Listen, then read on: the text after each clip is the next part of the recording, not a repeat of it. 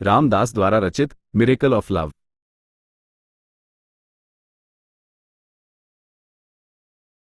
When the flower blooms, the bees come uninvited. जब फूल खिलता है तो मधुमक्खियां बिना बुलाए आ जाती हैं। रामकृष्ण। हम महाराज जी के चरणों में आए, जीवित आत्मा, लिविंग स्पिरिट की हमारी तीव्र प्यास से प्रेरित होकर और उनके प्रकाश की ओर खींचते हुए। हम यूरोप और ग्रेट ब्रिटेन, संयुक्त राज्य अमेरिका और कनाडा, ऑस्ट्रेलिया और दक्षिण अमेरिका से आए थे। जैसे हरमन हेसे ने जर्नी टू द ईस्ट में सहयात्रियों के बारे में कहा है, हर एक के पास यात्रा करने का अपना विशिष्ट कारण था, परंतु सबका एक साझा लक्ष्य भी था। हम अपने अपने संदेह और आस्था, सिनिसिज्म एंड फेथ के रंगों के साथ आए, खुले या बंद हृदय के साथ, इंद्रिय प्रधानता या तपस्या के साथ, बौद्धिक अहंकार या विनम्रता के साथ। हर एक के प्रति महाराज जी ने अलग अलग ढंग से प्रतिक्रिया दी, कभी कठोर होकर, कभी अत्यंत कोमल होकर, कभी हमें अनदेखा करके या भगाकर, कभी हम पर विशेष ध्यान देकर, कभी मन और हृदय पढ़कर, कभी भोलेपन का अभिनय करके।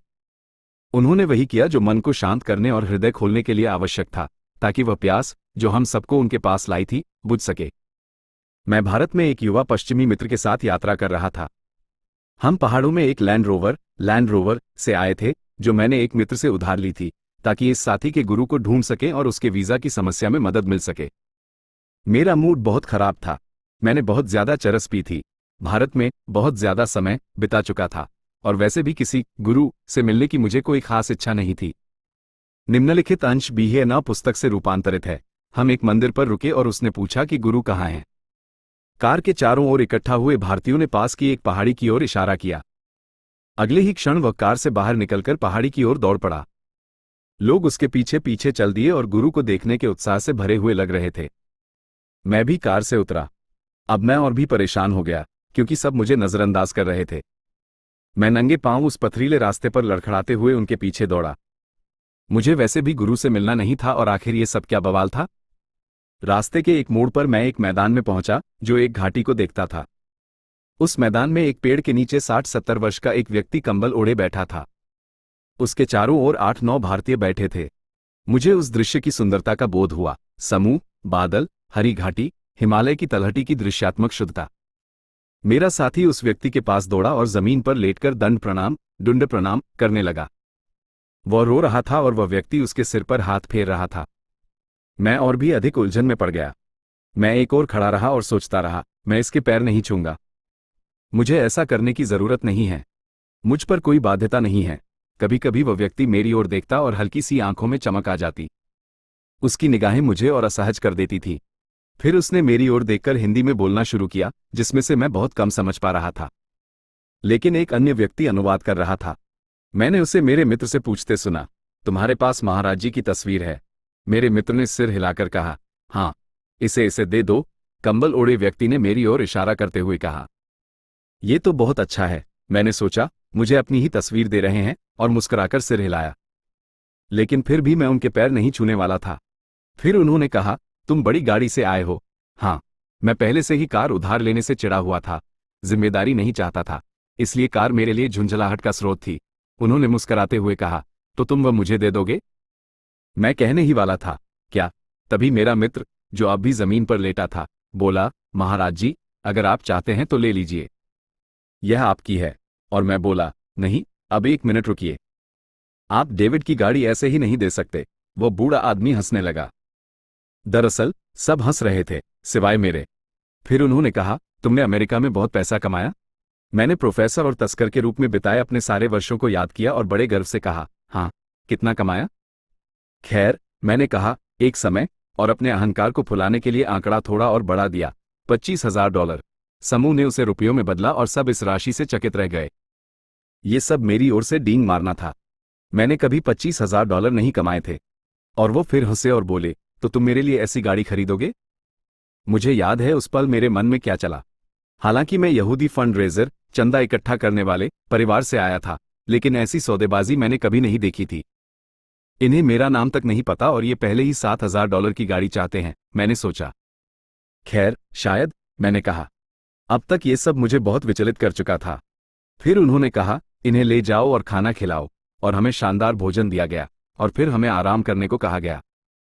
कुछ समय बाद हम फिर महाराज जी के पास थे और उन्होंने मुझसे कहा, यहां आओ, बैठो। तो मैं उनके सामने बैठ गया और उन्होंने मुझे देखा और कहा, तुम कल रात तारों के नीचे थे। ये निश्चित रूप से उन्होंने जो कहा उसका अंग्रेजी अनुवाद था। तुम अपनी माँ के बारे में सोच रहे थे। हाँ, पिछली रात कुछ 100 मील दूर मैं रात में शौचालय जाने के लिए बाहर गया था। तारे बहुत चमकीले थे और मैं बाहर ही रुक गया, ब्रह्मांड के बहुत निकट महसूस कर रहा था।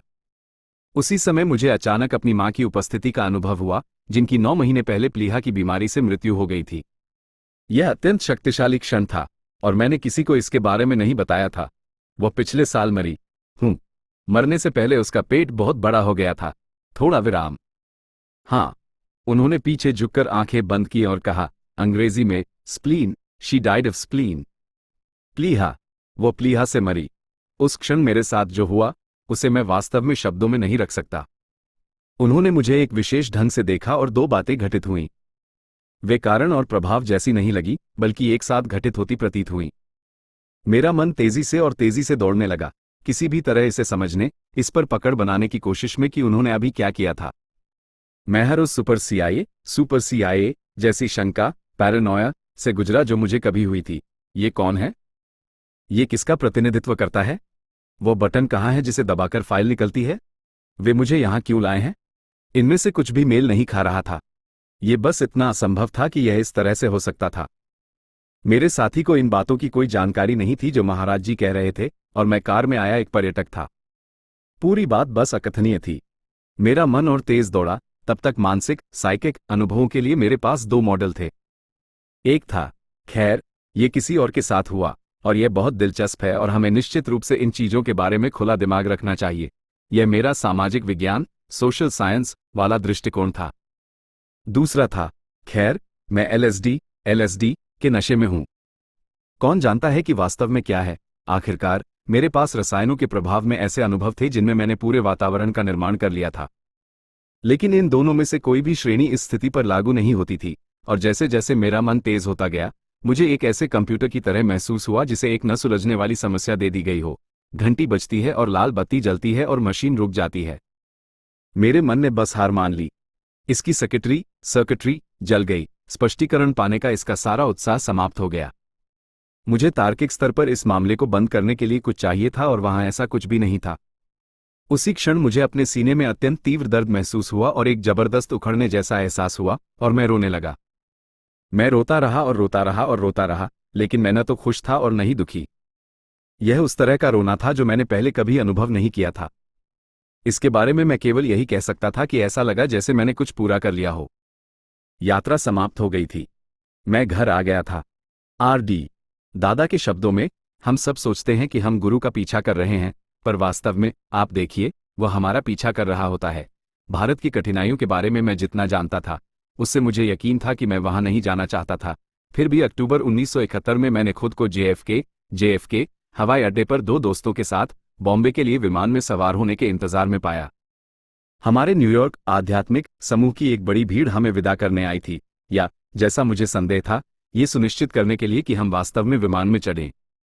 हम तीनों अलग अलग स्तर की घबराहट में थे, ये सोच रहे थे कि हम क्या कर रहे हैं। ये घबराहट और उलझन दोनों तब 100 गुना बढ़ गई जब हम वास्तव में भारत पहुंचे। हम तीनों ने, महाराज जी के इर्द गिर्द पश्चिमी लोगों के उस समूह के लगभग सभी लोगों की तरह जिसमें हम अंततः शामिल हुए, उनके बारे में सबसे पहले रामदास के माध्यम से सुना था। फिर भी, यद्यपि रामदास के व्याख्यान को पहली बार सुनने वाली रात के बाद मेरा जीवन पूरी तरह बदल गया था, मुझे भारत जाने का कोई खिंचाव महसूस नहीं हुआ। आंशिक रूप से, उन दिनों भारत जाने का जो रहस्यवाद था, उसने मुझे यात्रा पर विचार करना भी धृष्टतापूर्ण लगा। नहीं, मुझे ये स्पष्ट था कि मैंने जिस जागृति का अनुभव किया था, उसकी शक्ति वास्तव में महाराज जी के साथ एक संबंध थी, कि वे संभवतः मेरे गुरु हो सकते हैं। हम सबने सुना था कि उन्हें ढूंढना कितना कठिन था, और अगर उन्होंने मुझे भी दूसरों की तरह वापस भेज दिया तो? अब 3 साल बाद मैं भारत जा रहा था, लेकिन मुझमें अभी भी अस्वीकृति का सामना करने का साहस नहीं था। मैं कुछ दक्षिण भारतीय संतों से मिलने जा रहा था और शायद बाद में उत्तर में भेंट दूं, अगर स्वीकार किए जाने की कोई उम्मीद दिखी। बॉम्बे में विमान से उतरते ही हमें एक एयरलाइन प्रतिनिधि मिला। भारत में यह अपने आप में एक उपलब्धि थी, जिसने हमें सलाह दी कि हमारे पास नई दिल्ली के लिए दोपहर की उड़ान का आरक्षण है और टिकट काउंटर पर हमारा इंतजार कर रहे हैं। ये चौंकाने वाला था, लेकिन 26 या 28 घंटे की उड़ान के बाद हम इतने सुन्न थे कि हमें हल्का आश्चर्य ही हुआ। आखिरकार हम भारत में थे, यहां कुछ भी हो सकता था। दिल्ली के टिकट और आरक्षण का ये रहस्य कभी भी किसी तार्किक तरीके से नहीं सुलझा। दिल्ली में हमने संदेशों के लिए अमेरिकन एक्सप्रेस कार्यालय जाने के बारे में सोचा, जैसा कि हमने बॉम्बे में करने की योजना बनाई थी। आखिरकार जब हम यहां थे तो कोई संदेश तो होना ही चाहिए। वहां था, वृंदावन में जयपुरिया भवन जाओ, महाराज जी के शीघ्र आने की उम्मीद है। इस पर हस्ताक्षर थे बलराम दास। हम नहीं जानते थे कि वह कौन था। हमें पता चला कि वृंदावन दिल्ली से दूर नहीं है और हम वहां दोपहर की ट्रेन से जा सकते हैं। किसी तरह हमने दिल्ली के सापेक्ष पश्चिमीपन में रुकने के बारे में कभी नहीं सोचा। संदेश में कहा गया था जाओ और हम गए। इस प्रकार हमने भारत का पहला बड़ा सबक सीखा, कभी भी तृतीय श्रेणी के अनारक्षित डिब्बे में यात्रा न करें। यह न्यूयॉर्क शहर के सबवे में पीक आवर्स, भीड़ भाड़ वाले समय के दौरान 3 घंटे की सवारी के बराबर था, जिसमें धूप, धूल और खुली खिड़कियों से अंदर आता इंजन का धुआं भी शामिल था। अंततः हम मथुरा में ट्रेन से संघर्ष करते हुए उतरे और भारतीय मैदान की चमकती हुई शाम में, जिसकी सुंदरता को हम तब नहीं सराह सके, हमें पास के वृंदावन ले जाने के लिए एक बस मिली। वहां हमें एक बड़े बाजार में उतार दिया गया जो देखने में घुमावदार गलियों वाला 13वीं शताब्दी का गांव लग रहा था, जो लोगों, रिक्शों, कुत्तों, सुअरों और गायों से भरा था। अब तक अंधेरा हो चुका था और अधिकांश रोशनी सड़कों के किनारे की दुकानों में जलती लालटेन से आ रही थी। हमने अपनी न के बराबर हिंदी में जयपुरिया भवन का रास्ता पूछा और हमें पहले एक गली और फिर दूसरी गली में भेजा गया। देर होती गई और दुकानें बंद होने लगी।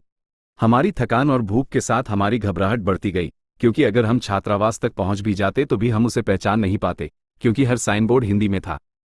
हम खुद को किसी दरवाजे में गायों के बीच रात बिताते हुए सोचने लगे। तभी अचानक हमारे पास एक पश्चिमी व्यक्ति आया, जिसे मैं 1 साल पहले कैलिफोर्निया में मिला था। उन्मादपूर्ण राहत में मैंने उसे गले लगा लिया, लेकिन वह भारत में पुराना होने के कारण हमारी भावना के सामने पूरी तरह शांत था। अरे हाँ, जयपुरिया भवन बस वहीं था, अगले मोड़ के पास। अगले कुछ दिनों में छोटा पश्चिमी सत्संग जयपुरिया भवन में इकट्ठा होने लगा, जो अपने वृंदावन आश्रम मठ में महाराज जी के आगमन की प्रतीक्षा कर रहा था। उनमें से कई को हम अमेरिका से जानते थे, जिनमें रहस्यमय बलराम दास भी शामिल थे, जिन्हें हम पीटर के रूप में जानते थे। हमने राहत और प्रत्याशा के साथ महाराज जी की कहानियां सुनी। वे इतने उग्र और भयानक नहीं लग रहे थे। फिर खबर आई कि वे यहाँ हैं। अगली सुबह हम उनके दर्शन के लिए जा सकते थे। मैं राधा के साथ आश्रम में थोड़ी देर से पहुंची, घबराहट में अपनी उधार ली हुई साड़ी और फूल व फल का प्रसाद थामे हुए। हमने मंदिर की परिक्रमा की और हनुमान जी को प्रणाम किया, झुके, फिर मंदिर के बगीचे और आश्रम के बीच की दीवार के गेट पर पहुंचे। मुझे वो हरा लकड़ी का दरवाजा कितनी अच्छी तरह याद है। जब हमने खटखटाया तो बूढ़े चौकीदार द्वारपाल ने इसे एक दरार तक खोला और हमें बाहर झांका।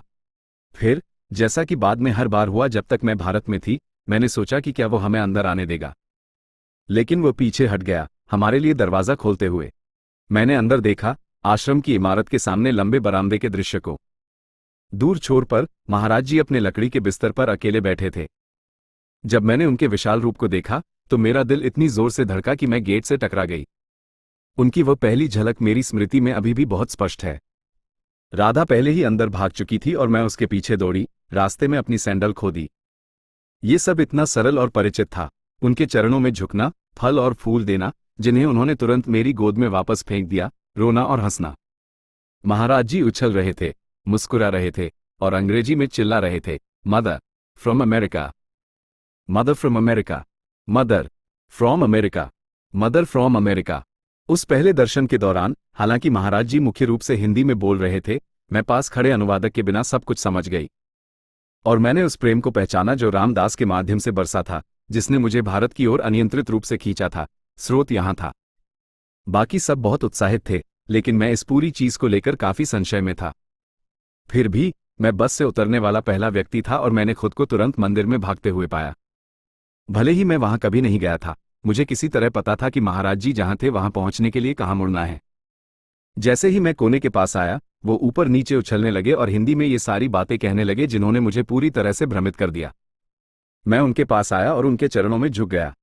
वो मुझे बहुत जोर से मारने लगे। मुझे बहुत भ्रम और साथ ही सबसे अविश्वसनीय एकत्व का अनुभव हुआ जो मैंने अपने जीवन में कभी महसूस किया था। वो मेरी अपेक्षा से बिल्कुल अलग थे, लेकिन साथ ही बहुत परिचित भी। उस पल मैंने पिछले कई वर्षों के सभी कष्ट, सभी दर्द को पूरी तरह से घुलते हुए महसूस किया। और हालांकि दर्द भविष्य में फिर से वापस आने वाला था, उस पल मैंने जो प्रेम महसूस किया उसने बाद में इसे बहुत कम दर्दनाक बना दिया। मैंने भारत में घूमते हुए महाराज जी के बारे में सुना था और आखिरकार मुझे वे इलाहाबाद में मिले। मेरी पहली मुलाकात सुबह जल्दी हुई। महाराज जी एक कमरे में बिस्तर पर थे और एक माँ, भारतीय महिला भक्त, उनके सामने फर्श पर बैठी थी। बिस्तर पर फल रखे थे। फिर बड़े कंबल के नीचे से यह हाथ निकला। उन्होंने कुछ बड़े सेब लिए और उन्हें माँ की छाती पर उछालते रहे, लेकिन वह ध्यान में पूरी तरह लीन थी। मैं बैठा देख रहा था, तभी अचानक महाराज जी ने सीधे मेरी ओर देखा। वो एक पेड़ की तरह थे, इतने स्थिर, इतने जैविक। उन्होंने मेरी ओर एक केला उछाला और वह सीधे मेरे हाथ में आ गया। मैंने सोचा कि मुझे इस केले, एक पवित्र वस्तु, का क्या करना चाहिए। मैंने सोचा कि इसे खाना सबसे अच्छा होगा। मैं एक बहुत ही तीव्र धार्मिक संप्रदाय में भक्त के रूप में संयुक्त राज्य अमेरिका से भारत आया था। गुरु ही गुरु थे, अंतिम और महान रक्षक। उनकी उपस्थिति में केवल 2 सप्ताह के बाद मेरा उनसे मोहभंग हो गया और मैं भारत में अपने दम पर भटकने लगा, अभी भी कहीं सच्चे और शुद्ध गुरु को पाने की उम्मीद में। अपनी भटकन में कई बार कोई मुझे महाराज जी के बारे में बताता और कि वे पास ही हैं, लेकिन मैं नहीं जाता क्योंकि मुझे कोई विशेष खिंचाव महसूस नहीं होता था। अंततः मैं बॉम्बे के पास था, अभी भी सच्चे गुरु की तलाश कर रहा था, जब एक पुराना दोस्त मिला। वो इतना स्पष्ट और हल्का लग रहा था कि हमने बात करने से पहले ही मैंने तय कर लिया कि वह जहां से आया है, मैं वहां जाऊंगा। वह अभी अभी वृंदावन में महाराज जी को छोड़कर आया था। मैंने अपना बैग पैक किया और उसी दोपहर चला गया। 24 घंटे बाद मैं महाराज जी के सामने था। वहां कई पश्चिमी लोग थे। महाराज जी ने मुझसे बात नहीं की, लेकिन वे मेरे हृदय चक्र, हार्ट चक्र, को बहुत ध्यान से देखते रहे, और जो मैं सुनता रहा, मेरे भीतर एक आवाज के रूप में, वो ये था कि मेरी खोज समाप्त हो गई थी। मैं घर आ गया था। मैं बोधगया में कई महीनों से बौद्ध ध्यान में बैठा था। दूसरे महीने के लगभग 2/3 हिस्से में यह अजीब दिखने वाला छोटा आदमी मेरी जागरूकता के ऊपरी दाहिने कोने में दिखाई देने लगा। हर बार वह मुस्कुराता। मैं सोचता कि वह कौन था और बस उसे आते जाते देखता। बाद में मुझे संदेह होने लगा कि यह महाराज जी थे जिनके बारे में मैंने पिछले साल सुना था। रिट्रीट के अंत में मैंने द 100,000 सॉन्ग्स ऑफ मिलेपा की एक प्रति खोली और महाराज जी की एक तस्वीर बाहर गिर गई। जब हम आखिरकार वृंदावन पहुंचे जहां उनके होने की उम्मीद थी, तो हमने मंदिर के गेट बंद पाए। बहुत दुखी महसूस करते हुए कि मैं इतनी दूर आया केवल बंद गेट पाने के लिए, मैं सड़क के पार गया और पुलिया पर बैठ गया। अचानक मुझे लगा जैसे महाराज जी दीवार पर से छलांग लगाकर आ गए हों, क्योंकि मैं पूरी तरह से उस सबसे बड़े प्रेम से घिरा और भरा हुआ था जिसका मैंने कभी अनुभव किया था। मैं फूट फूट कर रोने लगा। वहां से गुजर रहे लोगों ने इस पागल, लंबे बालों वाले पश्चिमी व्यक्ति को सुबकते हुए देखा। उन्होंने बस मेरी ओर देखा और मुस्कुराए और आगे बढ़ गए। मुझे नहीं पता था कि क्या हो रहा था, लेकिन मुझे घर होने का स्पष्ट एहसास था। इस बात पर कोई सवाल ही नहीं था कि मैं ठीक उसी जगह था जहां मैं होना चाहता था। 1 महीने पहले मैं ऐसे अनुभव की कल्पना भी नहीं कर सकता था, लेकिन यहां मैं था, इतना राहत महसूस कर रहा था, इतना खुश। मेरा दिल जैसे फटकर खुल गया हो। कुछ ही समय बाद हमें मंदिर में जाने की अनुमति मिली। महाराज जी ने मुझसे सभी सामान्य प्रश्न पूछे, जैसे कि मैं कौन था और मैं कहां से था और मैं क्या करता था। और फिर अचानक मैंने खुद को झुकते हुए पाया। मेरा सिर उनके चरणों में था और इसके बारे में पूरी तरह से सही महसूस कर रहा था। और वो मेरे सिर पर थपकी दे रहे थे, कुछ ऐसा कह रहे थे, स्वागत है, खुशी है कि तुम आ गए, जहाज पर स्वागत है। मैं बस उनके पैरों को पकड़े रहना चाहता था, और मुझे बिल्कुल परवाह नहीं थी कि यह किसी भी तरह से मेरी आत्मछवि के अनुरूप नहीं था। मेरी पत्नी महाराज जी से मिली थी और मुझे अमेरिका से लेने और उनसे मिलवाने वापस आई थी। जब हम पहली बार महाराज जी को देखने गए तो जो मैंने देखा उससे मैं निराश हो गया। ये सारे पागल पश्चिमी लोग सफेद कपड़े पहने हुए और कंबल में लिपटे इस मोटे बूढ़े आदमी के इर्द गिर्द मंडरा रहे थे। किसी भी चीज से ज्यादा मुझे पश्चिमी लोगों को उनके पैर छूते देखना नफरत था। वहां मेरे पहले दिन उन्होंने मुझे पूरी तरह से नजरअंदाज कर दिया, लेकिन दूसरे, तीसरे, चौथे, 5वें, 6ठे और 7वें दिन के बाद, जिसके दौरान उन्होंने मुझे भी नजरअंदाज किया, मैं बहुत परेशान होने लगा। मुझे उनके लिए कोई प्रेम महसूस नहीं हुआ। वास्तव में मैंने कुछ भी महसूस नहीं किया। मैंने तय किया कि मेरी पत्नी किसी पागलपंथ की शिकार हो गई है। सप्ताह के अंत तक मैं जाने के लिए तैयार था। हम ऊपर नैनीताल के होटल में ठहरे थे और 8वें दिन मैंने अपनी पत्नी से कहा कि मेरी तबीयत ठीक नहीं है। मैंने दिन झील के किनारे घूमते हुए बिताया, ये सोचते हुए कि अगर मेरी पत्नी किसी ऐसी चीज में इतनी शामिल है जो स्पष्ट रूप से मेरे लिए नहीं है, तो इसका मतलब ये होना चाहिए कि हमारी शादी का अंत आ गया है। मैंने फूलों, पहाड़ों और झील में प्रतिबिंबों को देखा, लेकिन कोई भी चीज मेरे अवसाद को दूर नहीं कर सकी। और तब मैंने कुछ ऐसा किया जो मैंने वास्तव में अपने वयस्क जीवन में कभी नहीं किया था। मैंने प्रार्थना की। मैंने भगवान से पूछा, मैं यहां क्या कर रहा हूं? यह आदमी कौन है? ये लोग सब पागल हैं। मैं यहां का नहीं हूं। तभी मुझे वह वाक्यांश याद आया, अगर तुम्हें विश्वास होता तो तुम्हें चमत्कारों की आवश्यकता नहीं होती। ठीक है भगवान, मुझे कोई विश्वास नहीं है, मुझे एक चमत्कार भेजो। मैं इंद्रधनुष की तलाश करता रहा लेकिन कुछ नहीं हुआ, इसलिए मैंने अगले दिन जाने का फैसला किया। अगली सुबह हम अलविदा कहने के लिए टैक्सी से नीचे कैंची मंदिर गए। हालांकि मुझे महाराज जी पसंद नहीं थे, मैंने सोचा कि मैं बस बहुत ईमानदार रहूंगा और उनसे बात कर लूंगा। हम किसी और के आने से पहले कैंची पहुंच गए और हम बरामदे पर उनके तख्त, लकड़ी के बिस्तर के सामने बैठ गए। महाराज जी अभी कमरे के अंदर से बाहर नहीं आए थे।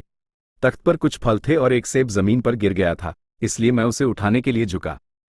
ठीक तभी महाराज जी अपने कमरे से बाहर आए और मेरे हाथ पर पैर रख दिया, मुझे जमीन पर दबा दिया। तो वहां मैं अपने घुटनों पर था, उनके पैर को छू रहा था, उस स्थिति में जिसे मैं घृणा करता था। कितना हास्यास्पद। उन्होंने नीचे मेरी ओर देखा और पूछा, तुम कल कहाँ थे? फिर उन्होंने पूछा, क्या तुम झील पर थे? उन्होंने लेक शब्द अंग्रेजी में कहा। जब उन्होंने लेक शब्द कहा तो मुझे अपनी रीढ़ के निचले हिस्से में एक अजीब सी अनुभूति होने लगी और मेरा पूरा शरीर सिहर उठा। ये बहुत अजीब लग रहा था। उन्होंने मुझसे पूछा, तुम झील पर क्या कर रहे थे? मुझे बहुत घबराहट महसूस होने लगी। फिर उन्होंने पूछा, क्या तुम घुड़सवारी कर रहे थे? नहीं। क्या तुम नौक विहार कर रहे थे? नहीं। क्या तुम तैरने गए थे? नहीं। फिर वो मेरी ओर झुके और धीरे से बोले, क्या तुम भगवान से बात कर रहे थे? क्या तुमने कुछ मांगा? जब उन्होंने ऐसा किया तो मैं टूट गया और एक बच्चे की तरह रोने लगा। उन्होंने मुझे खींचा और मेरी दाढ़ी खींचनी शुरू कर दी और दोहराते रहे, क्या तुमने कुछ मांगा? वह वास्तव में मेरी दीक्षा जैसा महसूस हुआ। तब तक दूसरे लोग आ चुके थे और वे मेरे चारों ओर थे, मुझे दुलार रहे थे, और मुझे तब एहसास हुआ कि लगभग हर कोई वहां ऐसे किसी न किसी अनुभव से गुजर चुका था। एक तुच्छ प्रश्न, जैसे क्या तुम कल झील पर थे, जिसका किसी और के लिए कोई अर्थ नहीं था, उसने वास्तविकता की मेरी धारणा को चकनाचूर कर दिया। यह मेरे लिए स्पष्ट था कि महाराज जी सभी भ्रमों के आर पार देख सकते थे, वे सब कुछ जानते थे। वैसे अगली बात जो उन्होंने मुझसे कही वह थी, क्या तुम एक किताब लिखोगे? वह मेरा स्वागत था। उसके बाद मैं बस उनके चरण दबाना चाहता था। ये लंदन की बात है। मैं एक बस में था जिसमें कई सीटें खाली थी। तभी एक बूढ़ा व्यक्ति जिसने कंबल ओढ़ा हुआ था बस में चढ़ा और मेरे बगल वाली खिड़की की सीट पर बैठना चुना, जिस वजह से मुझे उन्हें अंदर जाने देने के लिए खड़ा होना पड़ा। इससे मुझे थोड़ी झुंझलाहट हुई, लेकिन जैसे ही वे बैठे उन्होंने मुझे इतनी मधुर और कोमल मुस्कान दी कि मैं अपनी सारी झुंझलाहट भूल गया और मन ही मन सोचने लगा, कितने प्यारे बूढ़े बाबा हैं। इससे पहले कि बस अपने रूट के अगले स्टॉप पर पहुंचती, मैंने उन्हें दोबारा देखने के लिए सिर घुमाया, लेकिन वे गायब थे। बस उनके चढ़ने के बाद कहीं नहीं रुकी थी। मेरे खड़े होकर उन्हें रास्ता दिए बिना वे बस से नीचे कैसे उतर सकते थे? बाद में मैं एक मित्र की सलाह पर भारत गया जो वहां हो आया था, और मैंने महाराज जी की एक तस्वीर देखी। यह वही आदमी था। मैंने महाराज जी को खोजा और पता चला कि जिस दिन मैंने उन्हें लंदन में बस में एक खास फ्लैट ब्लैंकेट ओढ़े देखा था, उसी दिन भारत में एक महिला ने महाराज जी को ठीक वैसा ही कंबल दिया था जिसे उन्होंने उसी दिन ओढ़ा था। भारतीय भी महाराज जी के चरणों में अपनी इच्छा और तत्परता के अलग अलग स्तरों के साथ आए, लेकिन उनके लिए यह अलग था। वे एक ऐसी संस्कृति में बड़े हुए थे जहां पवित्र आत्माओं की भरमार थी और उनमें से अधिकांश के माता पिता के पास गुरु थे। परिवार के लिए गुरु दादाजी सांसारिक और आध्यात्मिक मार्गदर्शक और ईश्वर के प्रतिबिंब का एक संयोजन थे। वे अक्सर महाराज जी को एक भगवान के रूप में कम और एक इंसान के रूप में ज्यादा मानते थे, और फिर भी साथ ही वे उनके सामने अधिक आसानी से आत्मसमर्पण कर सकते थे। उनके लिए समर्पण अहंकार का व्यक्तिगत मामला नहीं था जैसा कि हमारे लिए था। महाराज जी के कुछ सबसे करीबी भारतीय भक्तों द्वारा वर्णित पहली मुलाकातों की कहानियों में संस्कृति के अंतर और खुलने और प्रेम की समानता दोनों स्पष्ट हैं। मैं महाराज जी को तब से जानता हूं जब से मैं इस दुनिया में आया हूं। मेरे पिता और माता दोनों भक्त थे। मेरे पिता 1940 से और मेरी माता 1947 से। क्योंकि हमारे माता पिता भक्त थे और क्योंकि हमारे परिवार में हमेशा उनकी चर्चा होती थी, हम सब जन्मजात भक्त थे। मैं महाराज जी से पहली बार कई साल पहले भवाली में मिला था। महाराज जी अक्सर वहां एक माँ के घर जाते थे। मैंने उनसे कहा कि मैंने उनके बारे में सुना है लेकिन कभी मिला नहीं हूं, और मैंने उनसे अगली बार उनके आने पर मुझे बताने के लिए कहा। एक हफ्ते या उससे कुछ समय बाद महाराज जी रात में आए। सुबह मेरे लिए एक संदेश आया और मैं तुरंत गया। मैंने उन्हें एक चारपाई पर लेटे हुए पाया। उन्होंने मेरी ओर देखा, फिर एक पल के लिए अपनी आंखें बंद कर ली। वे तुरंत जान गए कि मैं कौन था, मैं पहले क्या रहा हूं और मैं इस दुनिया में क्या करने जा रहा हूं। कुछ ही सेकंड में उन्होंने कहा, मैं तुम्हें देखकर बहुत प्रसन्न हूं, जिसे उन्होंने कई बार दोहराया। महाराज जी रात में नैनीताल से भवाली पैदल चलकर आए थे। उन्होंने कहा, तुम मुझे यहाँ लाए हो, मैं तुम्हें हल्द्वानी में फिर मिलूंगा। फिर महाराज जी अल्मोड़ा के लिए बस में चढ़ गए। उन दिनों वे ज्यादातर बस से यात्रा करते थे, कार से नहीं। लोगों ने मुझे चेतावनी दी कि मैं उन्हें गंभीरता से न लूं। नीम करोली एक बड़े झूठे हैं, वे बहुत कम सच बोलते हैं, आप उन पर निर्भर नहीं रह सकते। किसी भी तरह मैं हल्द्वानी गया। कुछ दिनों बाद कोई मेरे कमरे में आया और बताया कि महाराज जी हल्द्वानी आए हैं और मुझे उनका पता दिया। मैंने उन्हें तब देखा और तब से उनके साथ हूं। मैं महाराज जी से पहली बार 1950 में मिला, जब मैंने अपने बॉस और महाराज जी के साथ नैनीताल से हल्द्वानी की यात्रा की। मेरे बॉस, एक सरकारी मंत्री, पहले से ही महाराज जी के भक्त थे और उन्होंने उन्हें ये लिफ्ट दी थी। लेकिन मैं धूम्रपान कर रहा था और ऐसा व्यवहार कर रहा था जैसे महाराज जी बस एक और व्यक्ति हों। 1958 में अपनी मां की मृत्यु के बाद मैं अपने पिता के साथ भवाली में छुट्टियों पर था। हमने वहां सरकारी रेस्ट हाउस में एक रात बिताई और मेरे पिता रात में बीमार हो गए, बहुत दर्द में थे। उन्होंने भवाली के डॉक्टर को बुलाया जिसने उन्हें इंजेक्शन दिया, लेकिन कोई फायदा नहीं हुआ। अगले दिन नैनीताल से डॉक्टर आए और कहा कि उन्हें तत्काल पित्ताशय, गॉल ब्लैडर के ऑपरेशन की आवश्यकता है। उसी दिन मैं पास केटीबी सैनिटोरियम में डॉक्टरों से परामर्श करने गया। वहां एक छोटे हनुमान मंदिर के उद्घाटन का जश्न मनाने के लिए पूजा की तैयारी चल रही थी, जिसे वहां के डॉक्टर ने बनवाया था जो महाराज जी के भक्त थे। मैं देखने के लिए रुक गया। महाराज जी पहुंचे लेकिन छिपे रहे। मुझे उनसे मिलने की उत्सुकता हुई। मैंने सुना था कि महाराज जी ने किसी को समाधि में डाल दिया था, इसलिए मैं जाने से पहले थोड़ी देर दूर से देखता रहा।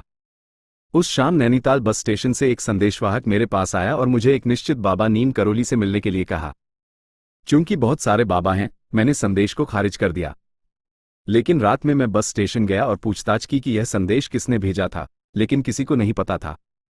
इसने मेरी जिज्ञासा को और भी बढ़ा दिया। मैंने पूछा कि मुझे ये बाबा नीम करोली कहाँ मिल सकते हैं और मैं वहां गया।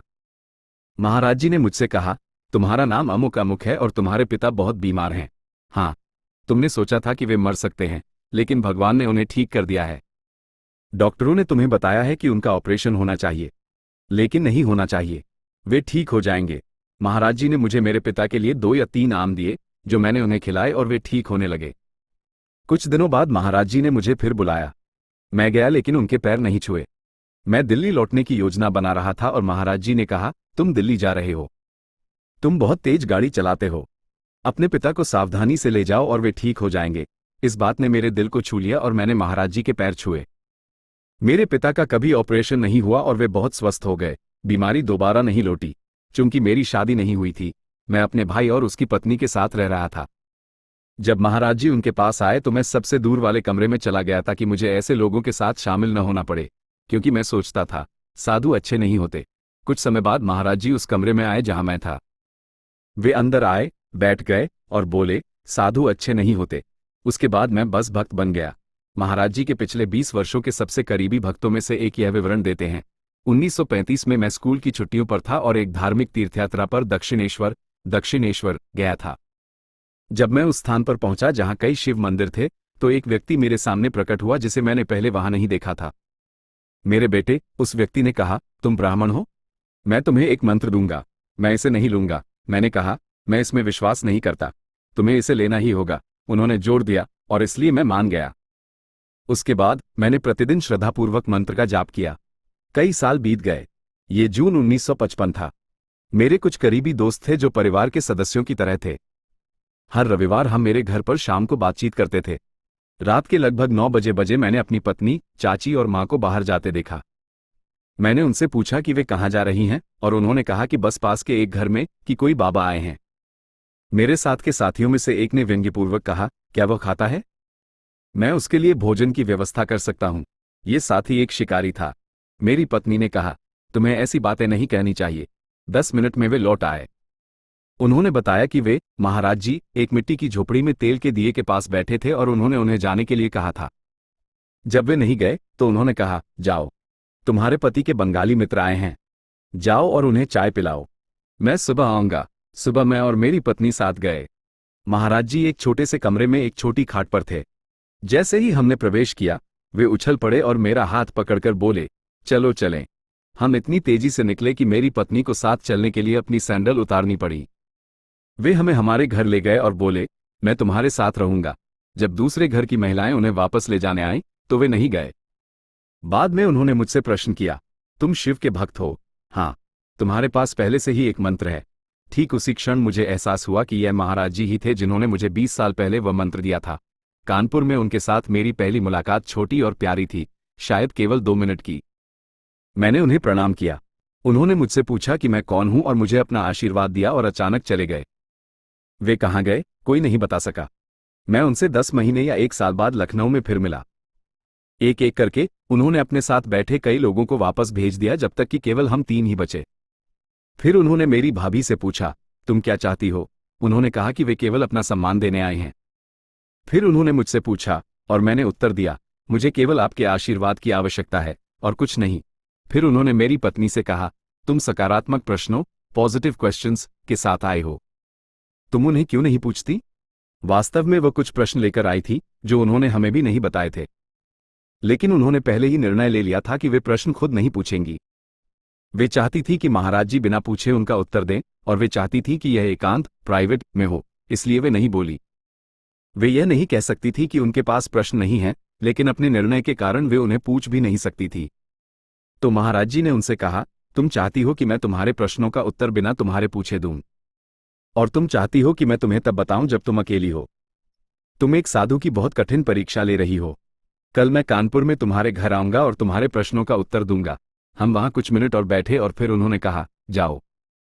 जैसे ही हम जा रहे थे, मेरे मन में एक संदेह आया कि महाराज जी ने ये कहकर हमें टाल दिया कि वे कल हमसे मिलेंगे और प्रश्नों का उत्तर देंगे। उस शाम लगभग 10 बजे हमारे घर हमारे पास आए एक महाराज जी भक्त के लिए एक संदेश आया। संदेश ये था कि बाबा जी, बाबा का परिचित रूप, भक्त के घर आ रहे हैं और उन्हें तुरंत घर लौटना चाहिए। हम उनके साथ गए। जैसे ही मैंने महाराज जी को प्रणाम किया, उन्होंने कहा, तुमने मेरी सत्यनिष्ठा, इंटीग्रिटी पर संदेह किया। कभी साधु पर संदेह मत करो, बोझ उस पर है, तुम पर नहीं। तुम्हें संदेह नहीं करना है। मैंने उनसे माफी मांगी। मैंने वास्तव में संदेह किया था। फिर उन्होंने कहा, ठीक है, कल मैं तुम्हारे यहां आऊंगा। तो अगली सुबह वे आए। चूंकि यह उनकी पहली यात्रा थी, मुझे वास्तव में नहीं पता था कि क्या करना है। दूसरों ने मुझे बताया कि कुछ भी नहीं करना है, बस उनके लिए झुकने के लिए बिस्तर पर एक बड़ा तकिया रखें और कुछ भोजन या फल या दूध अर्पित करें। वे जो भी चाहेंगे ले लेंगे। यह उनकी मधुर इच्छा, स्वीट विल, है। जब वे पहुंचे तो मैं उन्हें बैठक कक्ष में ले गया। उन्होंने कहा, नहीं, मैं वहां नहीं बैठूंगा। दूसरों को वहां बैठने दो, तुम मुझे उस छोटे कमरे में ले चलो। मैं हैरान और भ्रमित था, क्योंकि मुझे नहीं पता था कि वे किस छोटे कमरे की बात कर रहे हैं। उन्होंने कमरे का विवरण दिया और घर के माध्यम से ऐसे चले जैसे कि वे जानते थे कि कमरा कहाँ है। मैं उनके पीछे चल रहा था, उन्हें हमारे घर में नहीं ले जा रहा था। वे सीधे कमरे में गए और कहा, मैं यहां बैठना चाहता हूं। उन्होंने कहा, माँ, मेरी पत्नी को बुलाओ। वह आईं और फिर उन्होंने उन सभी प्रश्नों का उत्तर दिया जो उनके मन में थे। क्या कोई ऐसा प्रश्न है जिसका मैंने उत्तर नहीं दिया? उन्होंने पूछा। उन्हें कहना पड़ा कि अब और कोई प्रश्न नहीं है। लखनऊ के एक आईसीएस आयुक्त बहुत शराब पीते थे। पुलिस अधीक्षक ने महाराज जी से कहा कि उन्हें उनसे मिलने जाना चाहिए। महाराज जी सहमत हो गए और जब वे पहुंचे तो आयुक्त ने अपने पीछे एक बोतल छिपाई हुई थी। महाराज जी कार से चिल्लाए, क्या बात है? आयुक्त आग बबूला हो गए। वे अधीक्षक पर चिल्लाए, तुम किसे यहां लाए हो? इसमें कोई शिष्टाचार नहीं है, इसे यहां से बाहर निकालो। अधीक्षक ने अपना पिस्तौलदान खोला और आयुक्त को महाराज जी से उस तरह बात करने के लिए गोली मारने ही वाले थे, लेकिन महाराज जी भड़क गए। तुम क्या कर रहे हो? वह एक महान संत है, तुम केवल उसका बाहरी हिस्सा देखते हो। मैं तुम्हारे साथ फिर कभी नहीं आऊंगा। आयुक्त बाद में एक महान भक्त बन गए। वे दर्शन के लिए आते थे लेकिन जूतों के पास बाहर बैठते थे क्योंकि उन्हें लगता था कि वही उनकी जगह है। वे अंततः इलाहाबाद में प्रशासनिक अधिकारी स्कूल के प्रमुख बने। वो घनास्त्रता, थ्रोम्बोसिस से पीड़ित थे। अंत में उन्हें बहुत पीड़ा हुई, लेकिन राम मंत्र, राम का जाप, भगवान का एक नाम जारी रखा और बहुत प्रसन्न थे। अधीक्षक की आंखों में आंसू थे जब वे अंत के पास उनसे मिलने गए और उन्होंने पूछा, क्या मैं आपकी पत्नी और बेटे को बुलाऊं? आयुक्त ने कहा, नहीं, ये लगाव का समय नहीं है। इस समय मुझे बस राम और महाराज जी को याद करना है। अलविदा, हम फिर मिलेंगे। और उनकी मृत्यु हो गई। मैं लंबे समय से महाराज जी से मिलना चाहता था लेकिन कभी उन्हें पकड़ नहीं सका। अंत में एक दोस्त आया और मुझे अपनी कंपनी की कार में वहां ले गया जहां महाराज जी के होने की उम्मीद थी। वहां 4 कमरे थे और महाराज जी दूर वाले कमरे में थे। मैं अंदर गया। जैसे ही मैंने प्रवेश किया, महाराज जी ने कहा, बाहर निकलो, तुम। Get out, you. तो मैं बाहर गया और बैठ गया लेकिन नहीं गया। मैं कई घंटों तक बैठा रहा। आखिरकार मेरे दोस्त को कार वापस करनी पड़ी क्योंकि बंद होने का समय था। हालांकि मेरा घर काफी दूर था, मैं महाराज जी के पूर्ण दर्शन पाने के लिए रुकने के लिए दृढ़ था। अंत में किसी ने दया की और कहा, तुम इसे सही नहीं कर रहे हो। जब कुछ लोग अंदर जाने लगते हैं तो तुम उनके साथ जाओ, और अगर वो तुम्हें बाहर निकाल दें तो रुको और अगले लोगों के साथ फिर से कोशिश करो। मैंने ऐसा किया और 2 बार बाहर निकाल दिया गया। अंत में तीसरी बार महाराज जी ने कहा, यहां बैठो। तुम्हारा नाम क्या है और तुम क्या करते हो? फिर उन्होंने कहा, ठीक है, अब जाओ। लेकिन मैंने कहा, मैं नहीं जा रहा हूं। मैंने अभी तक दर्शन नहीं किए हैं। मुझे आपके साथ अपनी समस्याओं पर चर्चा करने का मौका नहीं मिला है। महाराज जी ने कहा, अब जाओ और सुबह 6 बजे आओ। तो मैं घर गया, लेकिन मैं सो नहीं सका और सुबह 2 बजे मैं उठ गया और पूजा की। मुझे डर था कि मेरे वहां पहुंचने से पहले महाराज जी चले जाएंगे। जब मैं सुबह 6 बजे घर पहुंचा तो महाराज जी पहले ही जा चुके थे, लेकिन उन्होंने कहा कि वे वापस आएंगे। कुछ समय बाद वे वापस आए और फिर महाराज जी और मैंने कई घंटे साथ बिताए। वास्तव में मेरा शेष जीवन महाराज जी के साथ ही बीता है।